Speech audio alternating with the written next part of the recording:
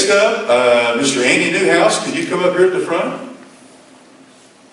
And Andy, instead of me telling, I want you to tell a little bit about this method that you perfected on leaf assay. It's a good predictor for blight resistance. And what led you to that, just take a couple of minutes and tell about it. I've got an award for you. The first award, like I said, we've ever had carved out of the shape of New York. So go ahead. Well, thank you very much.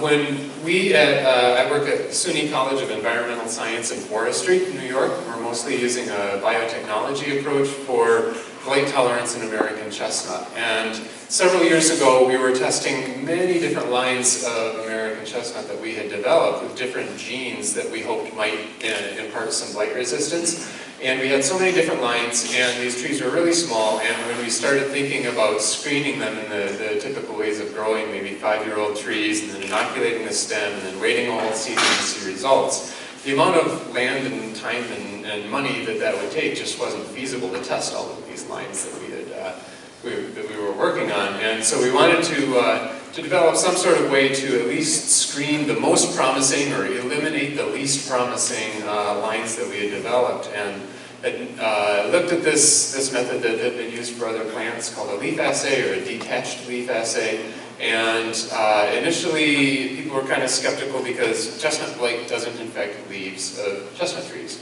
But what we found out eventually through a whole series of kind of optimizing conditions and types of leaves and ages of leaves and so on was that it can be a good predictor. It can correlate to what we see on the stems of chestnuts. And it lets us test trees of almost any age, so very young seedlings even inside before we plant them in our field plots, or testing large trees that are in place without damaging the tree.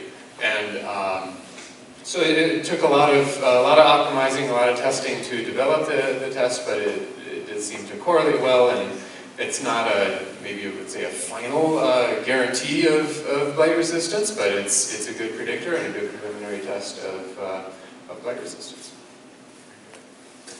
And this is, like he summed it up when he said this. Our old method is one that I kind of borrowed from the American Chestnut Foundation. And that old method basically is kind of like what he said. You plant several hundred trees from your crossing that you do, like we're crossing pure Ozark Chinquapins. And then you plant them, let's say 300 to 500 trees. And then you go in, you inoculate each tree with 2 strains of blight. One would be the nastiest, most deadly blight in North America. Then another one with the mildest. And then you observe the tree, see what happens, see if they die, some heal over from it, so it's a lot of work to do that, planting them. And so finally, after about the elapse of about 10 years, then you got your results. So with this predictor model that he's got, we've really been able to leapfrog ahead. And what is amazing to me is this leaf assay has gone back exactly to the ones that we're finding real large in the wild that never did die of the blight in heavily blighted forest conditions. And so with that technology, to be able to use it, and I know Leslie's called you several times, and we sent to New York. They were gracious enough to let us video record all this every step of the way. And there's a lot of finesse, I think is the word you use for it. And I know Leslie really was a student of this and has really excelled at it. And I just can't believe what all she's done and how she's made this happen. And so it's really pushed us way ahead. And so on behalf of myself and everyone at the Ozark Chinquapin Foundation, we'd like to present you this plaque of pure Ozark Chinquapin wood. And this is the correct shape in New York, right? Okay, just checking. They do that to us too. So anyhow, we want to give you a huge thank you, and I'll shake your right hand while you're holding that.